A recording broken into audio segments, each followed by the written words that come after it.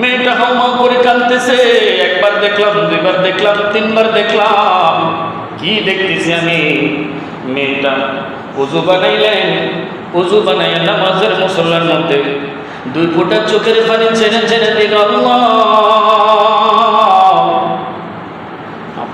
আমার আব্বার কবরের মধ্যে বুঝি জাহান্নামের আগুন জ্বলতেছে। আমার আল্লাহ তো কারনা ফি বুয়ুতিকুন্না ওয়ালা তাবাররাজনা তাবাররুজাল জাহিলিয়াতিল উলা।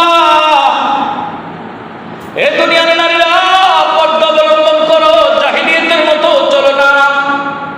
এ আমার পর্দার অন্তরালের মা বোনেরা, আপনারা সঠিকভাবে, আপনাদের কোনো বাড়ি নাই, বাপের বাড়িতে থাকলে সেটা বাপের বাড়ি হয়, স্বামীর বাড়িতে গেলে সেটা স্বামীর বাড়ি হয়, আবার কবরে যেতে হবে গো মা।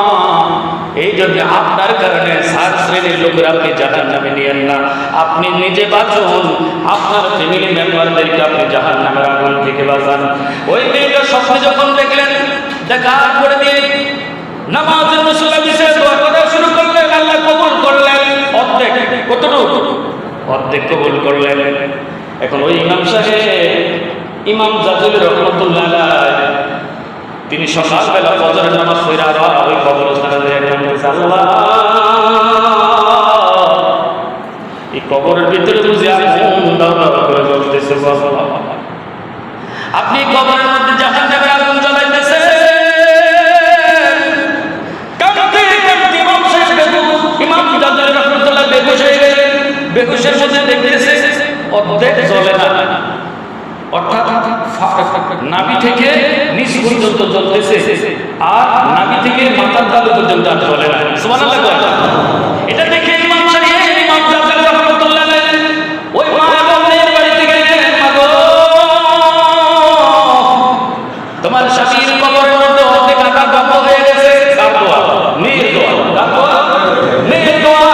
কারণের ব্যাপারটা চলার কারণে এ যত নামাজ আছে, যত বন্দি হয়েছে, যত বন্দি কাজ হয় না।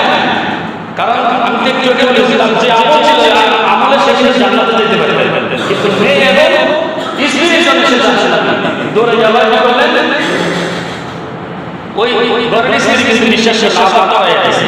এবার ওই ঘরের মহিলা স্ত্রী আবার তিনবার শব্দ দিয়েছে, স্বামীর কবর বলতে আছে।